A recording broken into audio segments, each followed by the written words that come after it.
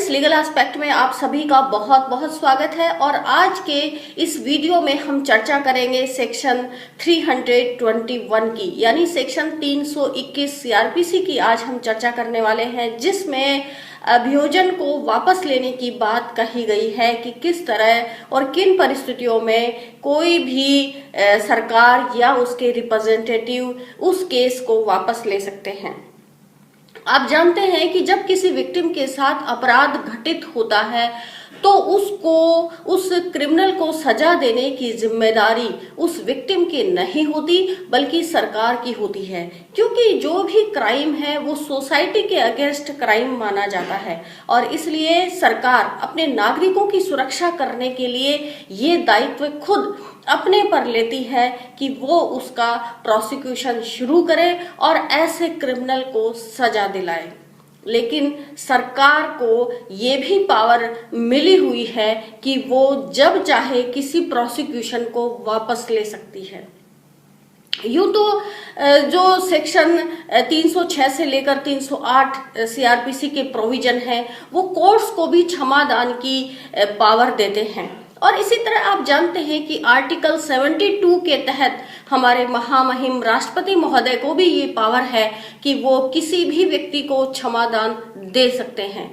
इसी तरह आर्टिकल 161 के तहत किसी राज्य के गवर्नर को भी ये शक्ति प्राप्त है कि वो किसी भी ऑफेंस के क्रिमिनल को क्षमादान दे सकते हैं, जबकि सारी कोर्टों ने उस क्रिमिनल के खिलाफ फैसला सुनाया हो और उस व्यक्ति को सजा दी हो। इसके बावजूद आर्टिकल 72 और आर्टिकल 161 में ये पावर माननीय गवर्नर और प्रेसिडेंट को दी हुई है।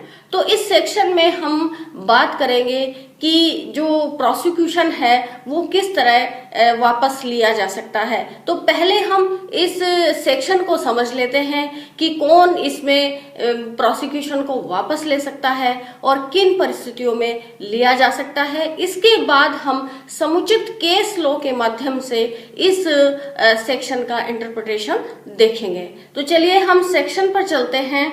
सेक्शन हमारा ये कहता है कि किसी भी मामले का भार साधक कोई लोक अभियोजक या सहायक लोक अभियोजक निर्णय सुनाए जाने के पूर्व किसी समय, यानी कौन इस प्रोसिक्यूशन को वापस ले सकता है। कोई भी पब्लिक प्रोसिक्यूटर या असिस्टेंट पब्लिक प्रोसिक्यूटर जिसके अंडर में वो केस हो, जिसका वह भार साधक हो, जिसका वह इंचार्ज हो, वो पब्लिक प्रोसिक्यूटर या असिस्टेंट पब्लिक प्रोसिक्यूटर अपने केस को वापस ले सकता है। क्योंकि आप जानते हैं कि जो प्रोसिक्यूशन है किसी केस का वो भी किसी भी कोर्ट में पब्लिक प्रोसिक्यूटर या असिस्टेंट पब्लिक प्रोसिक्यूटर ही चलाते हैं और इस धारा के तहत उन्हीं को ये शक्ति दी गई है कि जिस क्राइम का वो प्रोसिक्यूशन कर सकते हैं, प्रोसिक्यूशन का संचालन कर सकते हैं, उस केस को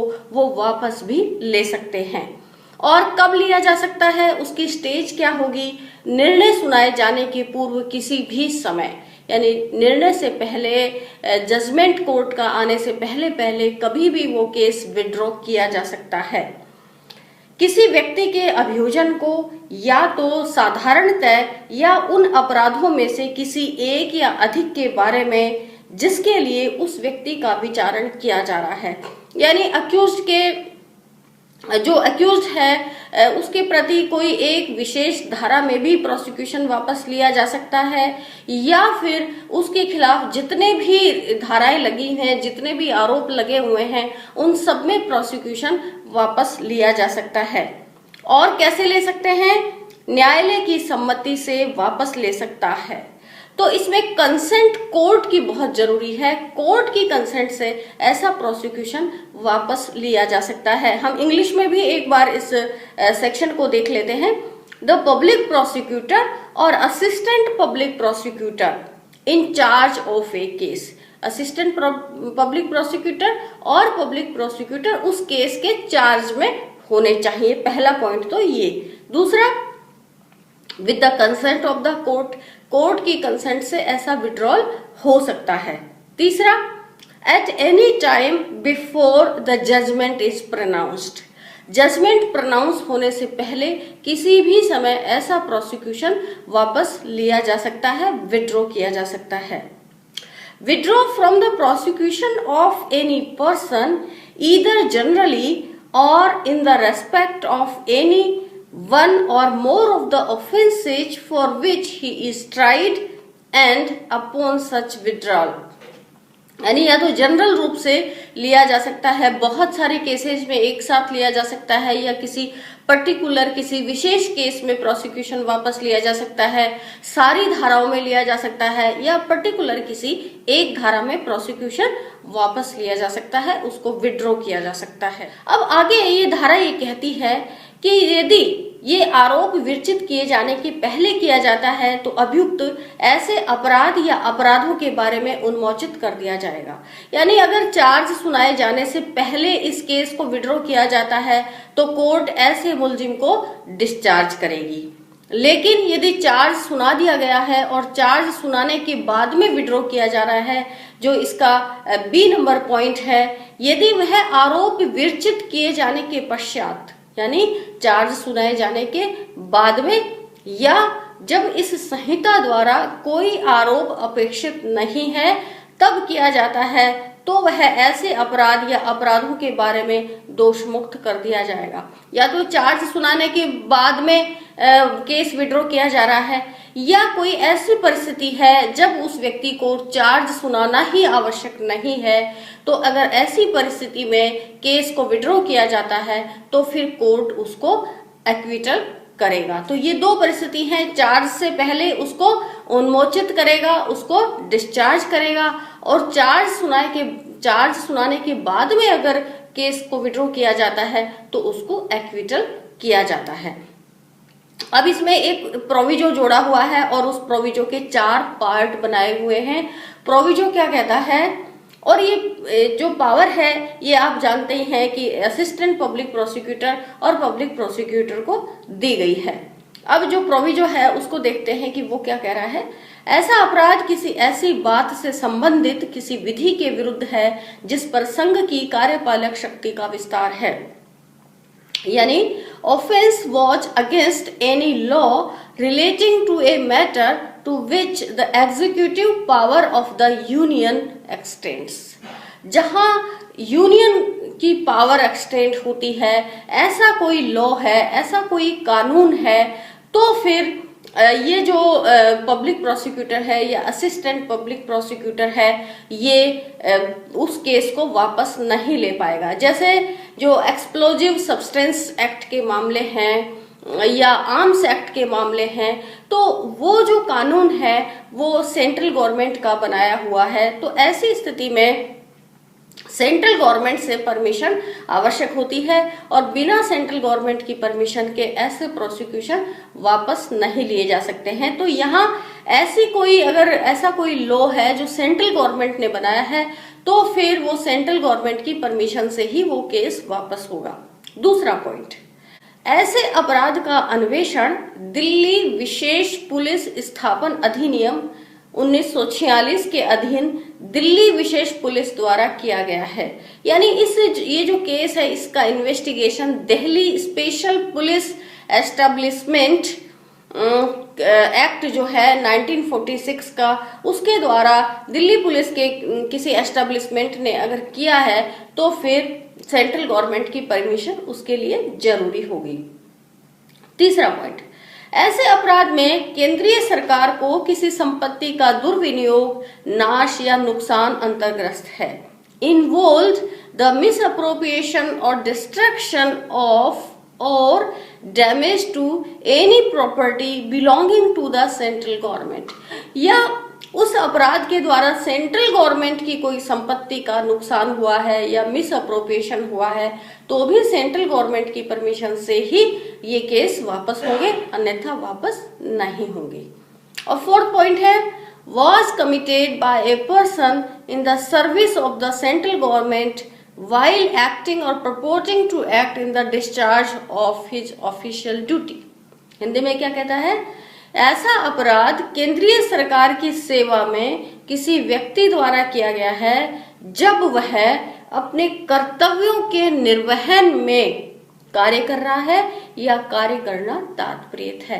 यानी सेंट्रल गवर्नमेंट का अगर कोई कर्मचारी अपराध करता है और उसके खिलाफ मुकदमा पेंडिंग है तो वो सेंट्रल गवर्नमेंट की परमिशन से ही विड्रॉ होगा।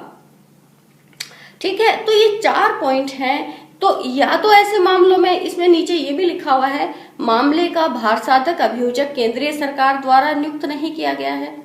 यानी वो अगर पब्लिक प्रोसिक्यूटर ऐसा है जो सेंट्रल गवर्नमेंट ने ही अपॉइंट किया है, क्योंकि जो स्टेट्स के जो हाई कोर्ट्स होते हैं या जो डिस्ट्रिक्ट कोर्ट्स होती हैं वहां कुछ विशेष मामलों में सेंट्रल गवर्नमेंट भी अपने पब्लिक प्रोसिक्यूटर नियुक्त करती है। तो अगर सेंट्रल गवर्नमेंट का मामला है और सेंट्रल द्वारा ही अपॉइंटेड पब्लिक प्रोसिक्यूटर है तो वो मामला वापस ले सकता है। लेकिन अगर सेंट्रल गवर्नमेंट द्वारा अपॉइंटेड पीपी नहीं है तो फिर मामला वापस नहीं होगा। फिर क्या करना पड़ेगा, सेंट्रल गवर्नमेंट से परमिशन लेनी पड़ेगी। तो ये जो धारा है ये हमने समझी कि इसमें 3 बेसिक पॉइंट हैं। पहला पॉइंट कि इसमें पब्लिक प्रोसिक्यूटर या असिस्टेंट पब्लिक प्रोसिक्यूटर जो है वो केस को वापस ले सकता है। दूसरा पॉइंट कि इसमें कोर्ट की कंसेंट की आवश्यकता होगी। और तीसरा जो पॉइंट है वो ये है कि इसमें जो पब्लिक प्रोसिक्यूटर है और अगर कोई मामला सेंट्रल का है या सेंट्रल का कर्मचारी है या सेंट्रल गवर्नमेंट की कोई प्रॉपर्टी है या दिल्ली स्पेशल पुलिस एस्टेब्लिशमेंट ने कोई इन्वेस्टिगेशन मामले में किया है तो फिर सेंट्रल गवर्नमेंट की परमिशन इसमें ली जाएगी, ये धारा कहती है। अब अगर हम इसका प्रैक्टिकल देखें कि ये कैसे होता है, तो कई बार जैसे लोक अदालत लगती है तो लोक अदालत में गवर्नमेंट की हाई कोर्ट से बात होती है और उनका आपस में डिस्कशन होता है और ये निर्णय लिया जाता है कि लोक अदालत के माध्यम से जो अवैध शराब की मात्रा है, अगर 5 बोतल तक के मामले हैं, 5 बोतल तक की अवैध शराब के मामले हैं तो उनको वापस ले लिया जाए। तो गवर्नमेंट इस तरह का एक जनरल ऑर्डर निकाल देती है कि जो एक्साइज का लॉ है, एक्साइज अधिनियम है, उसमें 5 लीटर तक के जो शराब के मामले हैं वो गवर्नमेंट जो है उनको लोक अदालत की भावना से विड्रॉ करना चाहती है, तो वो मामले लोक अदालत में विड्रॉ कर लिए जाते हैं। तो ये जो पावर है ये सेक्शन इस 321 के तहत ही एक्सरसाइज होती है। कई बार ऐसे दूसरे मैटर्स भी आए हैं, जैसे एमवी एक्ट के जो मामले हैं जिसमें बहुत लंबे समय से एमवी एक्ट में आप जानते हैं कि कभी हेलमेट के लिए हेलमेट किसी ने नहीं पहना है, कभी लाइसेंस किसी के पास नहीं है, कभी कोई अन्य मामला हो गया और पुलिस चालान बनाती है और चालान अगर मौके पर जमा नहीं करवाया जाता है तो फिर वो कोर्ट में वो जो चालान की फाइल है वो जो ये मोबाइल कोर्ट्स हैं वहां चली जाती है, या फिर जिसके पास मोटर व्हीकल जो एक्ट है उसका जिसके पास जुरिडिक्शन होता है वहां वो फाइल चली जाती है। फिर वहां उसमें जुर्माना करा के और अगर कोई गाड़ी जब्त है तो गाड़ी छुड़वाई जाती है, या कोई लाइसेंस या आरसी जब्त है तो वो वहां से छुड़वाई जाती है और जुर्माना जमा करवाया जाता है। अब कई बार क्या होता है कि पुलिस जब ये चालान बनाती है तो अधूरे पते लिख लेती है, कुछ पता उसमें स्पष्ट नहीं होता, तो कोर्ट में जब ये चालान आ जाता है तो कोर्ट नोटिस भेजता है उस व्यक्ति को, लेकिन उनकी तामील नहीं हो पाती। तो ये भी देखा जाता है कि कई बार बहुत सारे मुकदमे इस तामील के अभाव में 4-4, 5-5 साल तक लंबित रहते हैं, किसी के आरसी जब्त है, किसी का लाइसेंस जब्त है, तो इस तरह के मामले इसमें होते हैं। तो वहां लोक अदालत में ये भी कई बार निर्णय किया जाता है कि ये जो ऐसे एमवी एक्ट के मामले हैं इनको विड्रॉ कर लिया जाए, तो फिर वो विड्रॉ हो जाते हैं। और कई बार बड़े बड़े आंदोलन होते हैं, जैसे राजस्थान में गुर्जर आंदोलन हुआ तो बहुत सारे मुकदमे उसमें दर्ज हुए। कई बार लोग आंदोलनों के दौरान पब्लिक जो ट्रांसपोर्ट होता है उसको जला देता है, बसेस रेल की पटरियां उखाड़ लेते हैं, तो उनके खिलाफ मुकदमे दर्ज किए जाते हैं। लेकिन बाद में जब आंदोलन समाप्त हो जाता है और नेताओं की या जो दूसरे लीडर्स हैं उनकी गवर्नमेंट से बात होती है कि उन मुकदमों को वापस लिया जाए, तो गवर्नमेंट उनको वापस लेती है। तो इस तरह कई बार ये देखा जाता है कि सरकार जो है अपने पॉलिटिकल हितों के लिए भी इस तरह के मुकदमे वापस लेती है। तो अभी हम देखेंगे कि उनका भी क्या स्कोप है और क्या परिस्थिति रहती है। तो ये जो मुकदमे हैं ये इस तरह गवर्नमेंट लेती रहती है। तो अब इसमें जो हम लोग प्रैक्टिकल देखते हैं वो क्या होता है कि गवर्नमेंट से पब्लिक प्रोसिक्यूटर के पास परमिशन आती है कि इस पर्टिकुलर मुकदमे को या ये क्लास ऑफ मुकदमों को वापस विड्रॉ कर लिया जाए कोर्ट से।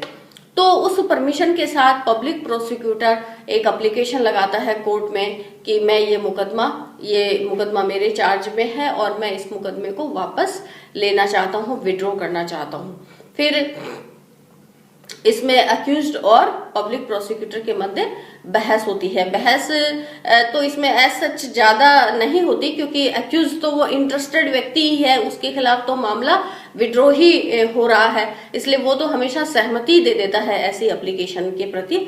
लेकिन इसमें बहस होती है और विक्टिम को भी कई बार ये देखा जाता है कि कई बार विक्टिम को भी नकल दिलवाई जाती है, क्योंकि जहां विक्टिम को पता होता है और विक्टिम विरोध करता है इस बात का, तो वो भी इसमें बहस कर सकता है। तो इस तरह तीन पक्ष कोर्ट के सामने हो जाते हैं, एक विक्टिम हो जाता है, एक पब्लिक प्रोसिक्यूटर हो जाता है और एक मुलजिम पक्ष हो जाता है। तीनों के मध्य बहस होती है और फिर कोर्ट अपना इसमें निर्णय सुनाता है कि वो इसको विड्रॉ की परमिशन देगा या नहीं देगा। विड्रॉ की परमिशन दे देता है कोर्ट तब तो केस खत्म हो जाएगा, और अगर विड्रॉ की परमिशन नहीं देता है कोर्ट तो फिर वो मुकदमा आगे उसी स्टेज से आगे बढ़ेगा। तो ये इसकी प्रैक्टिकल इसकी थ्योरी थी कि ये कैसे मुकदमे को विड्रॉ गवर्नमेंट करती है, पब्लिक प्रोसिक्यूटर करता है। अक्सर हम ये देखते हैं कि इस धारा 321 का गवर्नमेंट अपने पॉलिटिकल और दूसरे इंटरेस्ट के कारण इसका मिसयूज करती रहती है। तो इसमें एक केस आया जो माननीय इलाहाबाद हाईकोर्ट के द्वारा सुना गया था। ये था रंजना अग्निहोत्री का केस 2013 ब्रैकेट में 2 ADJ 22। इस केस में माननीय इलाहाबाद हाईकोर्ट की फुल बेंच के समक्ष 4 प्रश्न सुनवाई के लिए आए, क्योंकि ये मामला उनके पास रेफर हुआ था। पहला प्रश्न था, क्या पीपी की रिक्वेस्ट के बिना स्टेट गवर्नमेंट किसी केस को विड्रॉ करने के लिए ऑर्डर जारी कर सकती है? क्या पीपी की पब्लिक प्रोसिक्यूटर की रिक्वेस्ट के बिना स्टेट गवर्नमेंट किसी केस को विड्रॉ करने के लिए ऑर्डर जारी कर सकती है? पहला पॉइंट ये आया। इसका आंसर इलाहाबाद हाईकोर्ट ने ये दिया कि गवर्नमेंट ऑर्डर ऐसा जारी कर सकती है और इसमें पीपी की परमिशन की जरूरत नहीं है, परंतु पीपी भी अपना इंडिपेंडेंट माइंड लगा सकता है और अपना सेटिस्फेक्शन रिकॉर्ड कर सकता है। यानी गवर्नमेंट के और पब्लिक प्रोसिक्यूटर के जो इंटरेस्ट हैं वो अलग अलग हो सकते हैं और पब्लिक प्रोसिक्यूटर गवर्नमेंट के खिलाफ अपनी राय रख सकता है, ऐसा भी हो सकता है। और ये माननीय इलाहाबाद हाईकोर्ट ने इस रंजना अग्निहोत्री के केस में कहा है। दूसरा पॉइंट ये था कि क्या बिना कारण बताए किसी भी केस को विड्रॉ किया जा सकता है और क्या ये धारा आर्टिकल 14 का उल्लंघन करती है? इसका भी उन्होंने ये कारण कहा, इसका भी उन्होंने ये उत्तर दिया कि नहीं, बिना कारण बताए किसी भी केस को विड्रॉ नहीं किया जा सकता और गवर्नमेंट अगर किसी केस को विड्रॉ करना चाहती है तो उनको कारण बताने पड़ेंगे। कई बार ऐसे मामले कोर्ट्स के अंदर आते हैं, जैसे आतंकवाद के मामले, टेररिज्म वाले, और या वेजिंग वार, किसी स्टेट के खिलाफ या सेंट्रल गवर्नमेंट के खिलाफ कोई वेजिंग वार हुआ है, कोई देशद्रोह की ऐसी कोई घटना हुई है, और ऐसे केसेज को गवर्नमेंट अगर वापस लेना चाहती है, विड्रॉ करना चाहती है, तो गवर्नमेंट को स्पेशल कारण बताने पड़ेंगे कोर्ट के सामने कि वो क्यों केस को वापस लेना चाहती है। और माननीय हाईकोर्ट ने ये भी कहा कि इस सेक्शन से आर्टिकल 14 का उल्लंघन नहीं होता है। तीसरा जो प्रश्न विचार के लिए आया वो था, क्या किसी सेंट्रल एक्ट से रिलेटेड प्रोसिक्यूशन को स्टेट गवर्नमेंट बिना सेंट्रल से परमिशन लिए विड्रॉ कर सकता है? यानी क्या जैसे सेंट्रल एक्ट से संबंधित मामला था तो क्या स्टेट गवर्नमेंट उसको विड्रॉ कर सकती है और वो भी बिना सेंटर की परमिशन के? तो इसका जवाब माननीय इलाहाबाद हाईकोर्ट ने दिया कि नहीं, गवर्नमेंट ऐसा नहीं कर सकती और इस सेंट्रल गवर्नमेंट से उनको परमिशन लेनी ही होगी। जैसे कई केसेस आते हैं, अनलॉफुल एक्टिविटीज प्रिवेंशन एक्ट 1967 का एक एक्ट है। इसी तरह मैंने पहले भी बताया, अभी एक्सप्लोजिव सब्सटेंस एक्ट 1908 का केस है, आर्म्स एक्ट का केस है। तो ये सारे सेंट्रल एक्ट हैं और सेंट्रल गवर्नमेंट की परमिशन से ही इनके केसेस विड्रॉ हो सकते हैं। चौथा जो प्रश्न था वो था, क्या स्टेट गवर्नमेंट अपने ऑर्डर में रिव्यू कर सकती है? क्या जैसे एक बार कोर्ट ने विड्रॉ की परमिशन दे दी और विड्रॉ के लिए ऑर्डर जारी कर दिया, अब क्या गवर्नमेंट अपने ऑर्डर को चेंज कर सकती है? तो माननीय इलाहाबाद हाई कोर्ट ने इसका उत्तर दिया है, यस, वो कर सकती है। तो इस तरह इस केस के माध्यम से हमने ये देखा कि जैसे ये सेक्शन 321 है, इसमें पावर तो पब्लिक प्रोसिक्यूटर और असिस्टेंट पब्लिक प्रोसिक्यूटर को दी गई है। लेकिन अभी हम एक केस देखेंगे जिसमें माननीय सुप्रीम कोर्ट ने ये कहा है कि जो पब्लिक प्रोसिक्यूटर या जो असिस्टेंट पब्लिक प्रोसिक्यूटर होता है वो स्टेट गवर्नमेंट का ही एक एम्प्लॉय होता है या उनका एक एजेंट होता है। यद्यपि उसको कोर्ट ऑफिसर माना गया है, वो कोर्ट में काम करता है, लेकिन वो उसी समय तक पद धारण अपना कर सकता है जब तक स्टेट गवर्नमेंट उससे खुश है। यानी स्टेट गवर्नमेंट के प्लेजर तक ही वो अपना पद धारण कर सकता है। इसलिए पब्लिक प्रोसिक्यूटर को जो इस धारा में केस को विड्रॉ करने की पावर दी गई है वो वास्तव में पब्लिक प्रोसिक्यूटर की पावर नहीं है, वो स्टेट गवर्नमेंट की पावर है। और स्टेट गवर्नमेंट पब्लिक प्रोसिक्यूटर को पपेट बनाकर अपने हित के लिए केसों का विड्रॉल करवा सकती है। हम माननीय इलाहाबाद हाईकोर्ट के एक और केस की यहाँ चर्चा करेंगे, वो था राम नारायण का केस।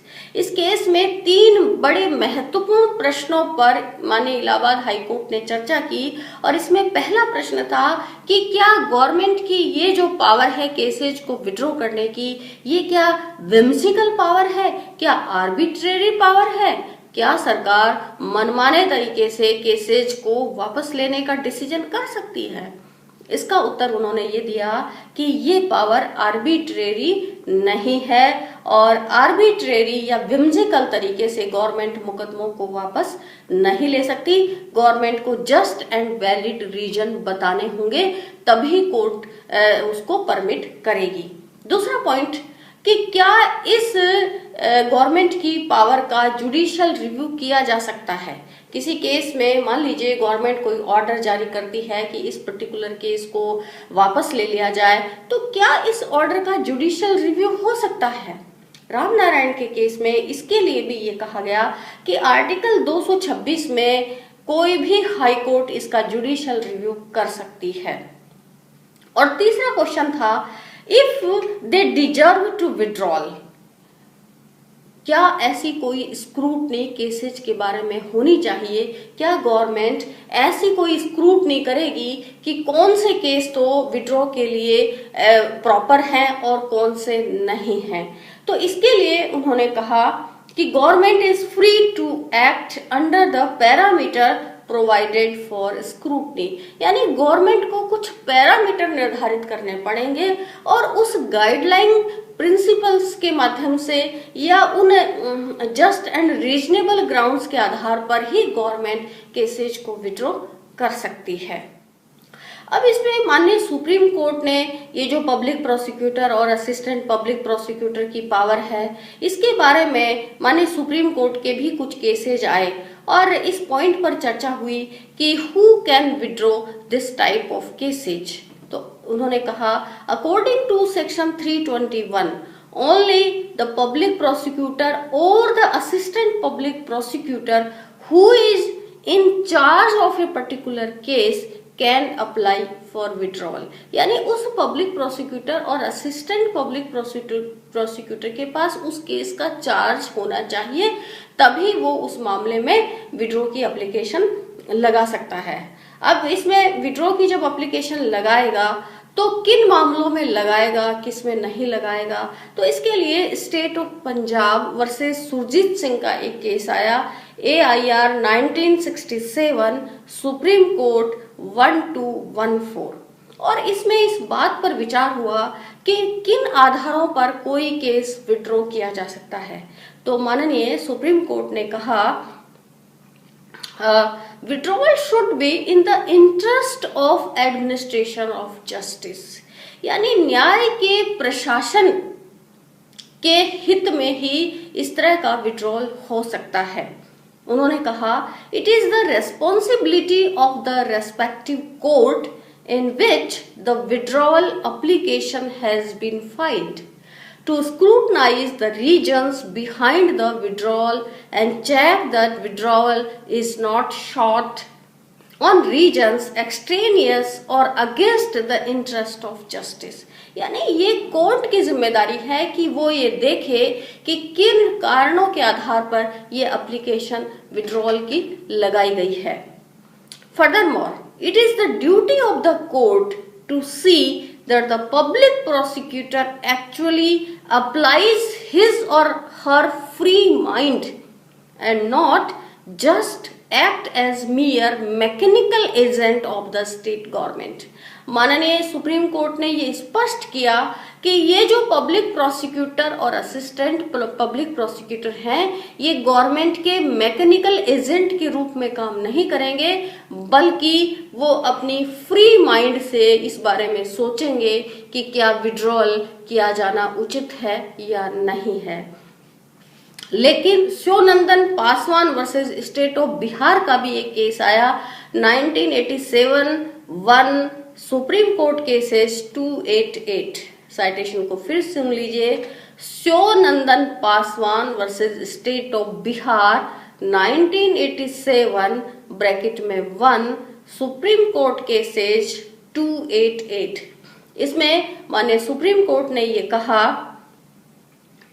कि that the public prosecutor is appointed by the state government, यानी पब्लिक प्रोसिक्यूटर स्टेट गवर्नमेंट के द्वारा अपॉइंट होता है and enjoys office on pleasure of government, और वो गवर्नमेंट की इच्छा के आधार पर उसके प्रसाद पर्यंत ही पद धारण करता है।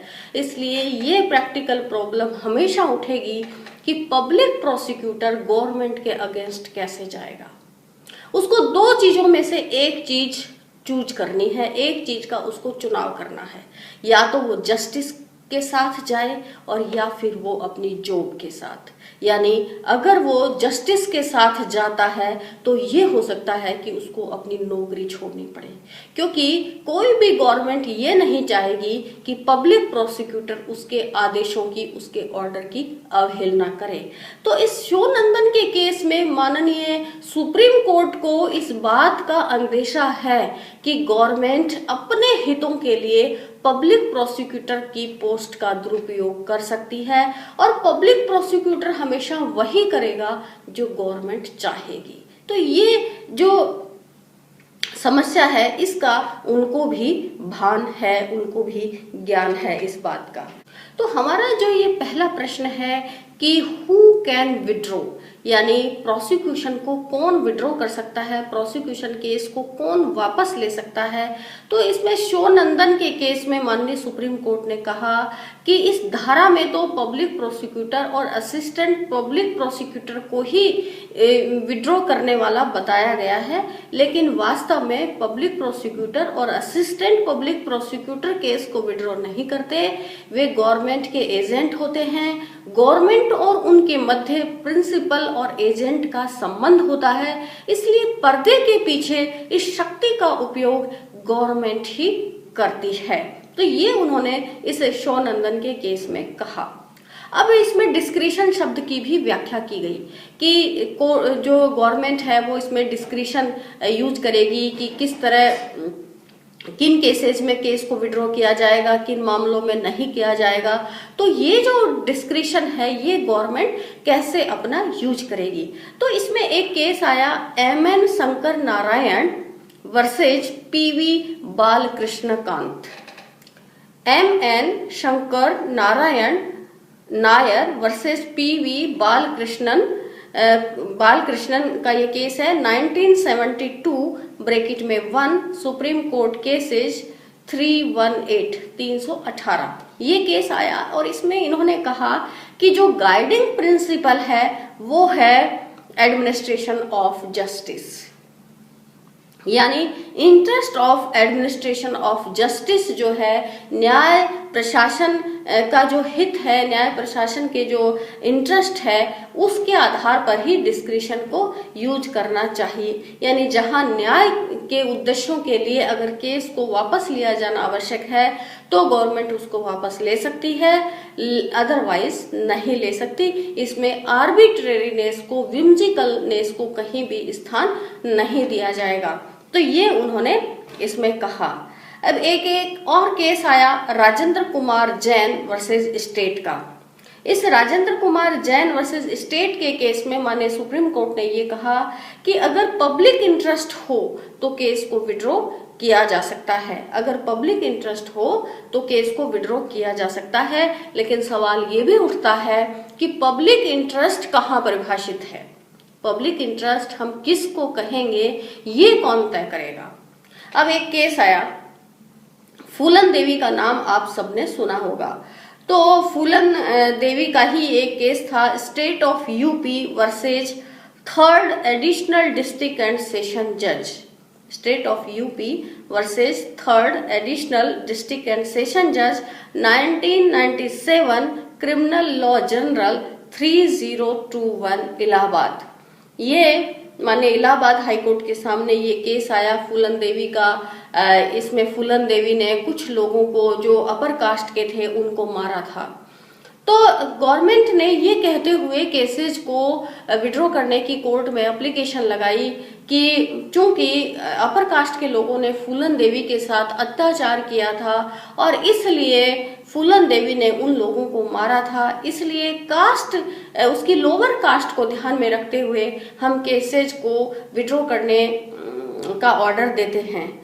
तो माननीय इलाहाबाद हाई कोर्ट ने इसको बिल्कुल गलत ठहराया और ये एप्लीकेशन उनकी खारिज कर दी और ये कहा कि अगर इस देश में कास्ट के आधार पर केसेज वापस होने लगे तो फिर इस देश में अलग अलग जातियों के मध्य एक संघर्ष छिड़ जाएगा।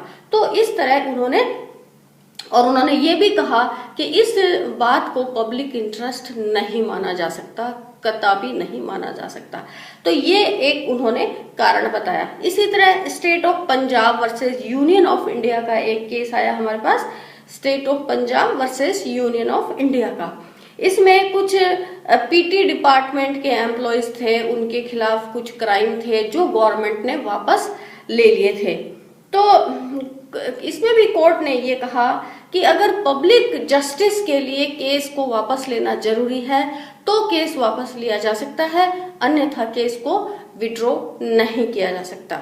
इस केस में माननीय सुप्रीम कोर्ट ने ये भी कहा कि अगर sensitive issue of public policy कहीं इन्वॉल्व है या कुछ दूसरे इंटरेस्ट जो हैं वो स्टेक पर हैं, जिसमें पब्लिक एट लार्ज का इंटरेस्ट शामिल है और पब्लिक प्रोसिक्यूटर को गवर्नमेंट ये एडवाइस देती है कि उस केस को वापस लिया जाना चाहिए, तो जो है पब्लिक प्रोसिक्यूटर कोर्ट में एप्लीकेशन लगा सकता है और कोर्ट स्वतंत्र रूप से उनकी व्याख्या कर सकता है, उन कारणों की वैलिडिटी की जांच कर सकता है। ये इस केस में कहा गया। एस के Shukla versus state of UP का भी एक माननीय सुप्रीम कोर्ट के सामने केस आया और इसमें उन्होंने ये कहा कि public prosecutor is not मियर post office of the state government. Public prosecutor is not merely a post office of the state government. That the office of the public prosecutor is important and cannot be used by the state government to fulfill their political desires. यानी उन्होंने कहा कि ये जो public prosecutor का office है ये state government अपनी इच्छा से अपने पॉलिटिकल एजेंडे के लिए उसका उपयोग नहीं कर सकती और पब्लिक प्रोसिक्यूटर को अपनी फ्री विल से, अपने फ्री माइंड से सोचकर कोर्ट में एप्लीकेशन उस केस को विड्रॉ करने की लगाई जानी चाहिए। ये एस के शुक्ला के केस में माननीय सुप्रीम कोर्ट ने कहा। अब दूसरा जो महत्वपूर्ण बिंदु है वो कोर्ट की कंसेंट का आता है कि पब्लिक प्रोसिक्यूटर कोर्ट में एप्लीकेशन लगा देता है और गवर्नमेंट का जो ऑर्डर है वो भी साथ में लगा देता है और उसमें सुनवाई होती है। अब पहली बात तो ये है कि इसमें कौन सी कोर्ट जो है वो कंसेंट दे सकती है विड्रॉ करने की। तो ये जो राजेंद्र कुमार जैन वर्सेस स्टेट का केस है, इसमें माननीय सुप्रीम कोर्ट ने कहा कि इसमें मजिस्ट्रेट की कोर्ट भी शामिल है, इसमें कमिटिंग मजिस्ट्रेट भी शामिल है और इसमें सेशन कोर्ट भी परमिशन दे सकता है। तो मजिस्ट्रेट और सेशन कोर्ट कमिटिंग जो मजिस्ट्रेट है वो सभी इसमें विड्रॉल की परमिशन दे सकते हैं। ये तो पहला पॉइंट इस राजेंद्र कुमार जैन के मुकदमे में डिसाइड हुआ। दूसरा जो महत्वपूर्ण प्रश्न है कि कोर्ट के सामने वो कौन से गाइडिंग प्रिंसिपल होंगे, कैसे कोर्ट ये देखेगा कि उसको परमिशन देनी चाहिए या नहीं देनी चाहिए। तो इसमें माननीय सुप्रीम कोर्ट का एक जजमेंट आया बंसी लाल वर्सेस चंदन का, और इस केस में आईपीसी की कुछ धाराओं में क्रिमिनल्स के खिलाफ मुकदमे थे और वो मुकदमे विड्रॉ करने के लिए गवर्नमेंट ने कोर्ट में एप्लीकेशन लगाई थी। जो वहाँ जो ट्रायल जज थे उन्होंने वो परमिशन दे दी थी, लेकिन जब मामला सुप्रीम कोर्ट पहुंचा तो सुप्रीम कोर्ट ने इसको बड़ा सीरियस लिया और उन्होंने ये कहा कि trial court can not act mechanically, यानी एकदम मशीनी तरीके से ट्रायल कोर्ट बिहेव नहीं करेगा और इसमें कुछ बाकायदा उन वैलिड रीजंस को देखेगा कि परमिशन दी जानी चाहिए या नहीं दी जानी चाहिए। उन्होंने ये भी कहा the court is duty bound to examine whether or not the public prosecutor applied his free mind in deciding the matter।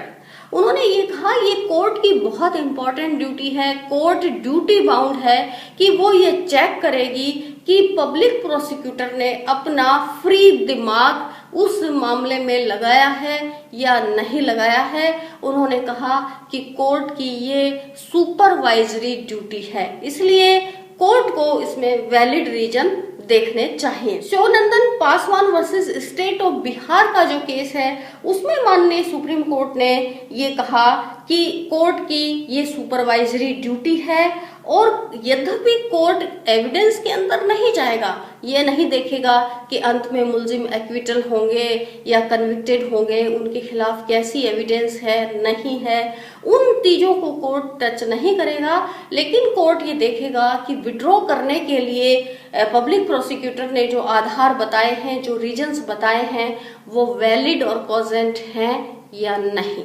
अब तीसरा एक महत्वपूर्ण बिंदु इसमें यह है कि विक्टिम के अधिकारों का आखिर क्या होगा और विक्टिम का इसमें लोकल स्टैंडाई क्या रहेगा, क्योंकि पब्लिक प्रोसिक्यूटर केस को वापस लेना चाहता है और मुलजिम तो इसमें इंटरेस्टेड है क्योंकि उसका केस अगर वापस हो जाता है तो ये तो उसके हित की बात है।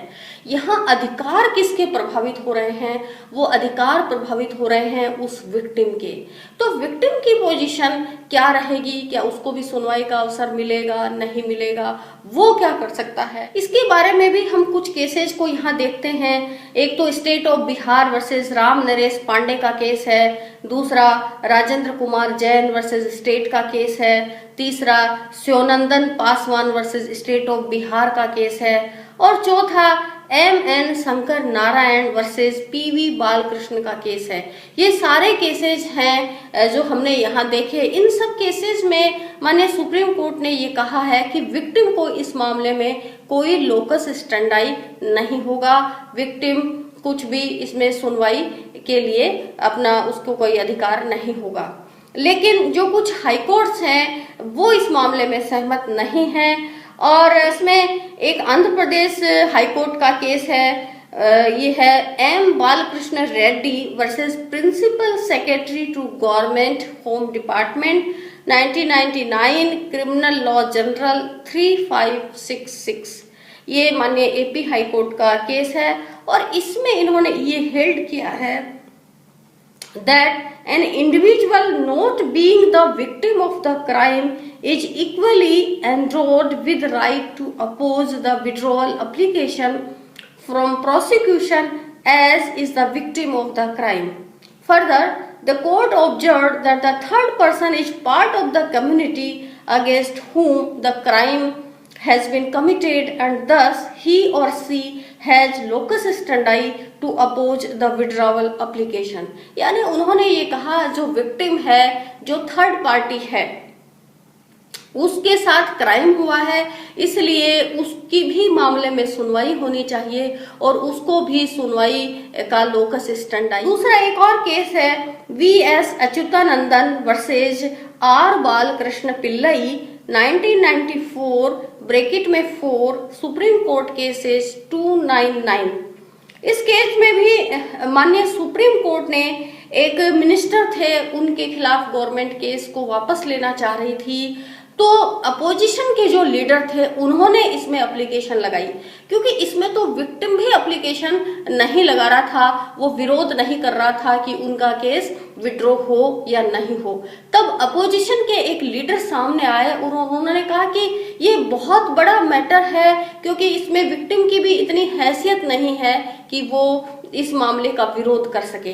तो माननीय सुप्रीम कोर्ट ने इस केस में जो अपोजिशन लीडर थे उनकी बात को इसमें तवज्जो दी और उनको ये कहा कि थर्ड पार्टी भी इसमें आपत्ति उठा सकती है अगर गवर्नमेंट केस को पॉलिटिकल हितों के कारण विड्रॉ करना चाहती है। तो इस तरह हमने ये सेक्शन 321 को पढ़ा है। इसमें 3 मेन बातें हमने पढ़ी हैं कि पब्लिक प्रोसिक्यूटर की क्या पावर होगी और पब्लिक प्रोसिक्यूटर कितना फ्री माइंड से इसमें काम कर सकता है, वो कितना गवर्नमेंट के अगेंस्ट जा सकता है, या गवर्नमेंट भी अगर इसमें कोई ऑर्डर जारी करती है तो उसका डिस्क्रिशन किस हद तक होगा, वो किन प्रिंसिपल्स के तहत काम करेगी। तो ये हमारा पहला पॉइंट रहा। और दूसरा पॉइंट, कोर्ट जो परमिशन देता है वो कोर्ट किन गाइडिंग प्रिंसिपल्स के आधार पर ऐसा करेगा और क्या वो विड्रॉ की परमिशन देगा नहीं देगा, ये कोर्ट पर डिपेंड है। इसमें कोर्ट के लिए मैंडेटरी हमने नहीं देखा कि कोर्ट को जो एप्लीकेशन है विड्रॉल की उसमें मैंडेटरी रूप से उसको एप्लीकेशन को जो है स्वीकार करना ही करना है, ऐसा कहीं भी नहीं है। कोर्ट वैलिड रीजंस को जरूर देखेगा। और तीसरा, इसमें जो थर्ड पार्टी का इंटरेस्ट है, जो विक्टिम का इंटरेस्ट है, उसको भी सेफ गार्ड किए जाने के हमने कुछ केसेस यहाँ देखे हैं। तो मुझे उम्मीद है इस धारा का स्कोप और ये धारा आपको समझ में आई होगी। Thank you.